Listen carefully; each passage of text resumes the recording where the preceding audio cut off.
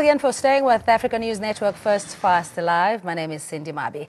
Agri-SA and Business Unity South Africa have come out all guns blazing against the ANC's plan on land restitution without compensation. They believe the ANC's resolution on land expropriation without compensation will have a negative impact on the economy. Busa says this will create uncertainty on economic policy. The ANC has resolved to go ahead with constitutional amendments to make land expropriation without compensation a reality, but has not put any deadline to the decision. The party says the NEC has been tasked with initiating amendments to Section 25 of the Land Act, but further engagements will have to be done to ensure that land expropriation without compensation passes the sustainability test. We agree that the National Executive Committee will initiate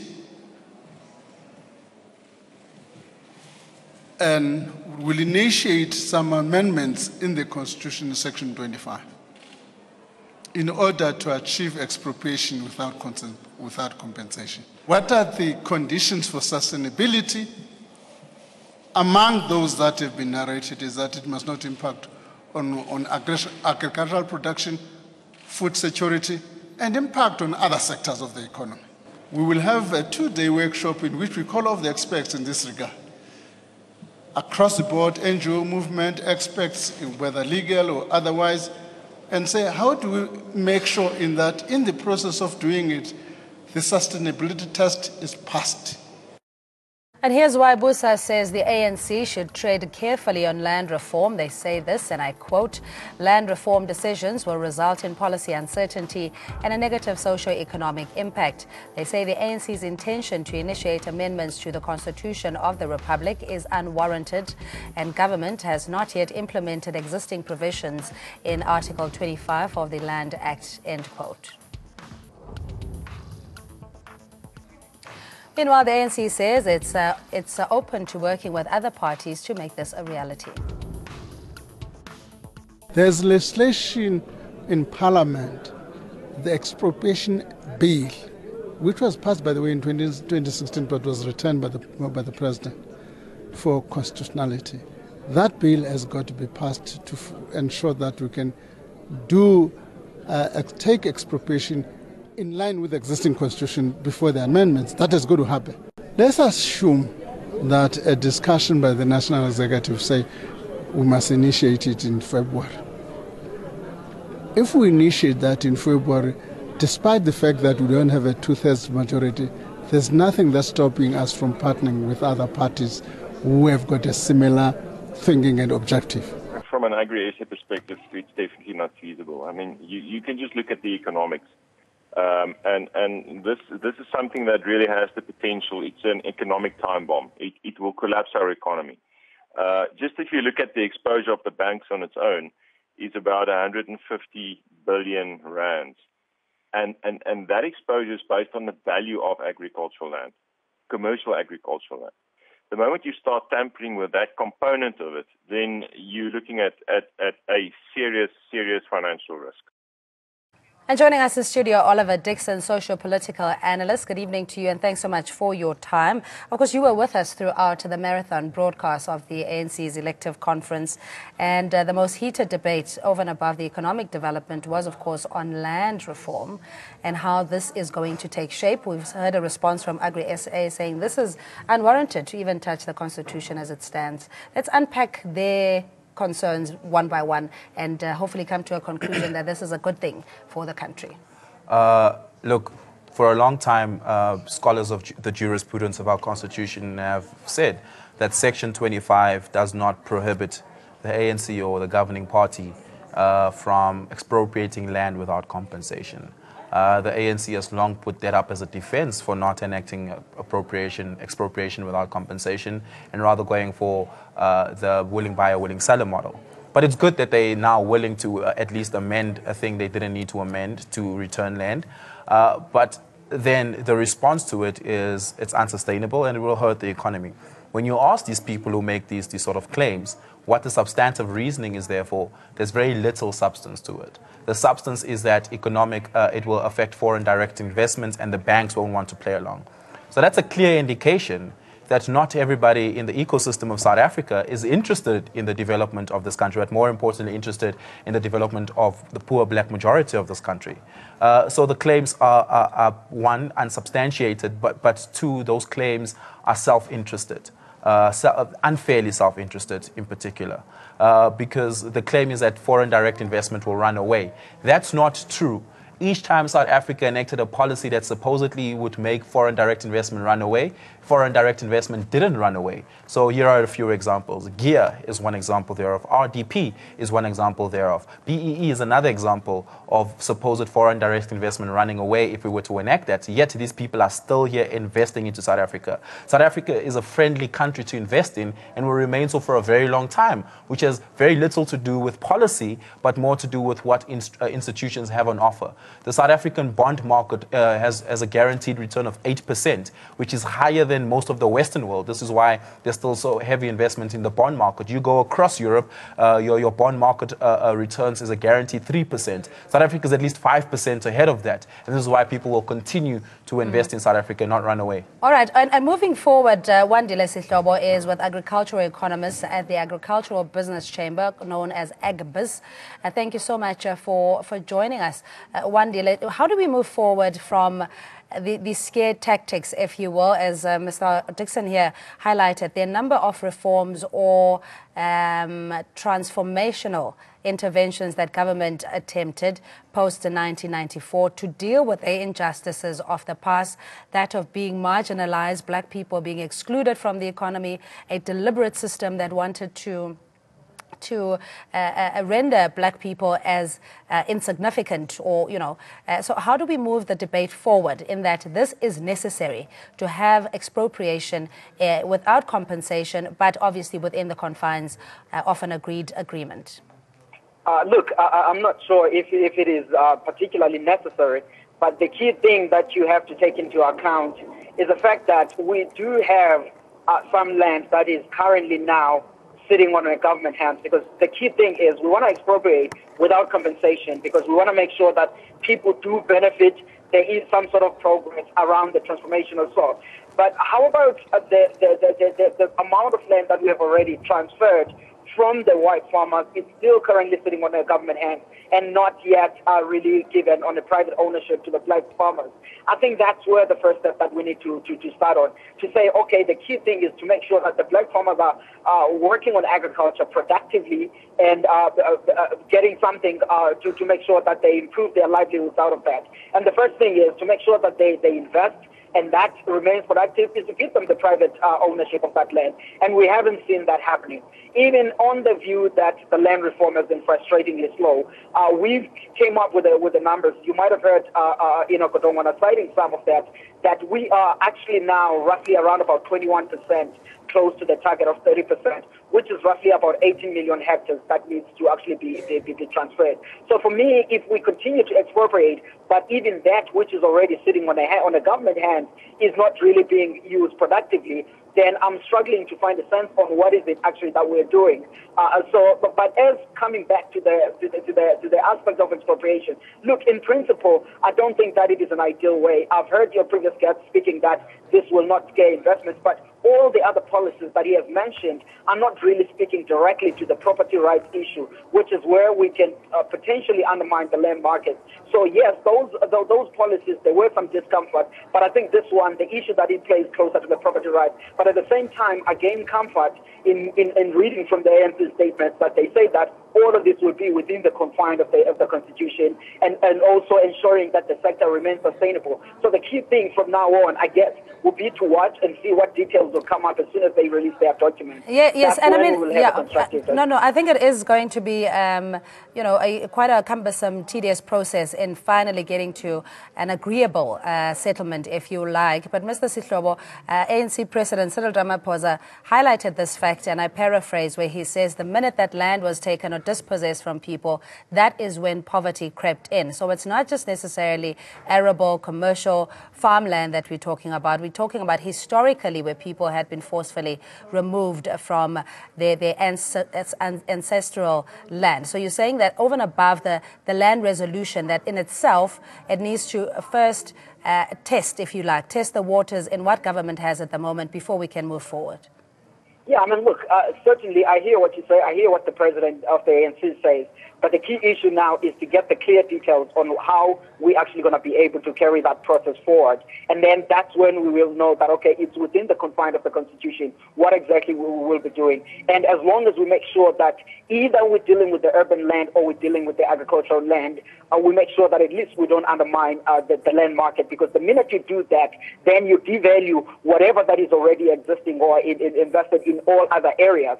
So that's why I'm saying that it's clear it will be much better when we get the documents and to saying, okay, how are we actually going to be carrying on this process? For now, all we have is a framework of what exactly we'll be doing, but we don't have the details to pretty much take a stand on that. But in principle, I still maintain that the expropriation part is not really an ideal way to actually go about, because we have seen that a couple of hectares have been transferred to government through the other programs that have been used in the past. But the state has failed to take some of that land to the black ownership so that the guys can use the land productively. Either it's agricultural land or they're using it on housing or any other form of development. All right, I hope you can stay with us. Just a response from Oliver, in that we're already sitting with a pocket of land that can be expropriated to communities, and government hasn't done so. So how can we be trusted with a bigger task of expropriating? So Wandile Sihlobo makes a valuable point there on two things. One, there needs to be, first he mentions that there needs to be a distinction on what land it is we're talking about. And in the second instance, he talks about the inefficiency and inefficacy of governments to really distribute land that they've appropriated. That's already sitting on government books. Firstly, just because government is ineffective in redistributing land is not a good enough argument for them not to expropriate at all. I know he didn't make that specific argument, but institutions like AfriForum uses exactly that information to conclude to an argument that says government already has land, they're controlling it badly, therefore they should not expropriate any further. That argument is only good enough for us, is only good enough to convince us that government needs to do better. Right? And it's not impossible. Government just needs to put, at least put land in the hands of people who would know what to do with it, if we're talking about agrarian land. And the second is the government needs to subsidize and support those people. That's really all that needs to happen. And the institutions for doing so already exist. But in the second instance, where Wandile asks the state to make a distinction, or at least for Cyril Ramaphosa to come out and make a distinction about what land it is we're talking about, I don't think that's necessary. And also, I think it's alarmist to assume that it will devalue the price of land and everything around it. In the first instance, when we talk about land in South Africa, we're very one-dimensional. We shouldn't just be able to talk about the economic value of land, because land extends far beyond just economic value. Land has identity value to it. That's important for the self-actualization of many African people. For over the last 2 weeks, we've seen the Khoisan people really protest outside the union buildings and outside Nasrec, asking for their land, right? Because the land gives them their heritage value back. That land gives them their identity back. And that's the important part of land as well. So land is not just about economics, but land is about identity and at least the dignity of the people who occupy that land, and that's what's also important. And Mr. Sihlobo, just in terms of, I know you focus largely in agriculture and I suppose emerging farmers and the challenges around there, but just the overarching need for land as an anchor of your origin, your nativity, who you are, would you agree that that process in itself has been lagging? Look, the whole thing, the point that I'm raising is the fact that we have been able to make some certain progress. But what I would ideally like to see is that in all of that which we have done, let's see that land going on to the hands of the people, or that your previous guest mentions, for example, that the Khoisan have been protesting for land. But that argument goes to some of the other African people who have actually been claiming or wanting to use the land productively, whatever means that they do. But the state has failed to actually do that. So in whatever way we go forward with the land reform, let's make sure that the state has the capacity to make sure that process is carried on sustainable. And the issue that it comes to say, for example, that if you tamper with the property rights, it might have some negative influence on the economy. I mean, we have the whole range of examples. from other countries on what has actually happened if you deal with that process. So I think that we'll need to take a really clear and a delicate balance in there. And I still view that in an issue of expropriation without compensation, you can't really use a blanket approach on that. We still need to see more details and to see on how that actually will be carried out. So you're saying best benchmarks, or rather international practices on how they got it right. On the one side, we're sitting with a black majority who are in squalor, who don't have access to the means of production or even land for that matter. And on the other side, we have a monopoly that is hoarding the bulk of the land, if you want. So what is the middle ground in your view if you were to add your contribution to this? The middle ground is, I mean, we have written a lot of papers with the Stellenbosch University on this subject. If you go look at what we still subscribe now, is exactly what is also on government policy. You read Chapter 6 of the NDP, you look at the details of how they plan to do this. And that has never been tested fully to actually see if moving away from the previous methods of the willing seller, willing buyer side and going on to the NDP and applying that where private sector would put R1 and government would put R1, and then we'll identify the farm or the land that is needed. Either it's on the urban area or on the farmland, and then we both purchase that and we ensure that it is transferred to the right beneficiary and they receive the property rights on that. That stuff has never really actually been done. So those are some of the alternatives that we can still explore before we start thinking about expropriation without compensation. If we do move to expropriation without compensation, because it is in the Constitution, as your guest noted that, we have to make sure that we do comply with all the stuff that is identified there. And again, I have to reiterate that we need to see what the ANC plans to do this, and that only then we'll be able to comment fully on this. All right, please stay on the line. First, very briefly, there is on the one side AgriForum saying this is a ticking time bomb economically. We heard with Dr. Nkosazana Dlamini Zuma and also Black Interest Group saying it is a ticking bomb for the black revolution to arise because of the level of frustration, inequality still being prevalent, and the rich and poor gap extending based on the fact that you don't have access to the land. So in time frames, in your view, Oliver, you know, how speedily does this process have to unfold? It should take no less than a year or two for at least for President Jacob Zuma to initiate up until 2019. And if the ANC continues to be government, the party in government, to continue it there. Importantly, I think the state needs to set up its own KPIs, and the Portfolio Committee on Monitoring and Evaluation when it comes to public service needs to keep a close eye on exactly this project. And whether or not land is going into the hands of right people. Look, the state doesn't need to hastily put land in the hands of people. The state needs to just be able to, one, assess whether or not the people they're putting their hands in the land into are ready to want to start farming immediately if it's necessary for farming, or if it's for property development, that they have the necessary resources and support and infrastructure to start developing property. And the state has been speaking about low-cost urban housing for a very long time. Here's an opportunity to really kickstart the low-cost urban housing project because now the state has access to more urban land than it previously did. And one, it can now determine the price of land. It can play the role of a regulator, or at least participate in the regulation of land price, which is important for black people, given that black people have an extra barrier when it comes to buying houses, when it comes to buying homes, when it comes to at least getting loans from banks to be able to afford the bond.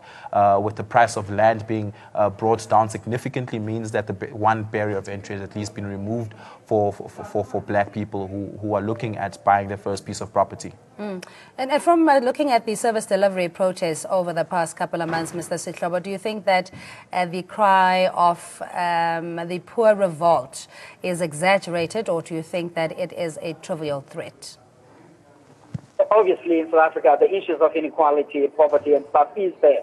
But even if you get the land per se is not wealth. The only thing that is valuable is what you do with the land. Then if the integrity of the land market is somewhat tepid, or you get the land from government, but you have no property rights, or it's not private ownership on that, then that land is useless, because similar to some of the projects that have been identified by some folks and saying, look, the land reform projects are failing. Why are they failing? Because people get 3 years of lease and they can't access any capital. And then out of that, they can't make that land productive, and they can't gain any fruit out of that. The only way you can actually start to see the fortunes out of producing land is if the land market is still solid, you have property rights out of that, then you are able to borrow money or to invest in that land, and you can produce something. But land per se, let's not assume that once you get the land, you are automatically wealthy. You're wealthy if you do something like your guest said, that you can build housing, you can do all sorts of stuff. But you can only do that if after the land is expropriated, you do get the property rights, or it's not just now leased to you by government for a certain short period of time. And if during that expropriation, we still maintain a strong land market, the reason I'm emphasizing this point is because for people to put money or to do anything, they have to make sure that at least they can invest in that land. If they can invest in that land, they invest only if they sure that their land is not going to be expropriated any moment. All right, Mr. Sihlobo, thanks so much. That's Wandile Sihlobo, agricultural economist at Agricultural Business Chamber, or AgBiz. We continue in studio with Oliver Dixon on the interventions that are there. We've seen a number of cooperatives in the emerging farmers, be it in poultry or be it in maize, etc., that have been successful because the commercial farmer had made it their business to also participate and mentor, etc. So there are opportunities to make this work for the better life for all. You know, the reason why black people, land is so important, at least when it comes to agriculture and exclusion of black people there, it's that there aren't enough black farmers, first of all, and where there are black farmers, they're so far spaced apart that there's very little room and an opportunity to collaborate. And mentorship and really works well through collaboration, where this is exactly what white farmers in the Free State has done, where they collaborate quite strongly on resources, quite strongly on logistical support, financial support, and everything else. So subsistence farmers for the first time in the Eastern Cape should be able to get government support and turn that into one big commercial farm and not just farm for themselves anymore. Where black farmers who have now access to more land and are able to farm closer to each other are now able to collaborate for the first time. And it's not an instance where one out of every 7 to 10 farmers is a black farmer, and where you find the black farmers over there and over there, where they're never in close proximity, where they're able to share and collaborate on resources and get collective support. White farmers have been able to get collective support for a very long time. This is why when white farmers approach the government, they approach the government as a collective. And they get support from the government as a collective. Black farmers have never been able to do because there's a collective action problem, and the collective action problem has a lot to do with geography and proximity. So one of the interventions here, and with obviously government can't give you land without support because that would be throwing money into a black hole, is that when the support comes, it is widespread collective support, and that's what's important for the inclusion of black people into the agrarian economy. Yeah, but it also speaks to the need for radical economic transformation in the sectors whereupon land thrives. You know, you look at the mining, you look at development all around us. You see shopping centers springing up, you see high-density apartment blocks springing up, and you don't know who owns that. You're not participating, even as a consortium or somebody that may be interested in that space to want to be involved. If you look at just Johannesburg alone, and you look at some of the biggest property development companies here, we're talking here about Growth Point, we're talking here about Balmain, and we're talking here about which companies they work with. They work with Group 5, they work with the companies Steinmiller, they work with companies of that magnitude, right? So it's never black-owned property development companies working with black-owned construction companies getting loans from black-owned banks, right? And when we talk about radical economic transformation, that entire value chain needs to be changed. So now we're talking here about black-owned property developers working with black-owned construction companies, working with black-owned banks. And the tension that's going to be caused here is that you're going to have black-owned property developers, or at least black people owning land, seeking to get a loan from white banks, and those white banks, being incredibly pernicious, are almost always never going to give that loan. So that land is going to become dormant, and that's the danger of the land project. And I think the entire value chain needs to be changed for radical economic transformation to be actualized. All right, so thanks so much, Oliver. Of course, the Reserve Bank is also one of the resolutions that the ANC elective conference made in finding means or ways, discussions around nationalization of this. But we're going to leave it there. Oliver Dixon, social political analyst and commentator joining us in studio. We take a break. We'll see you shortly.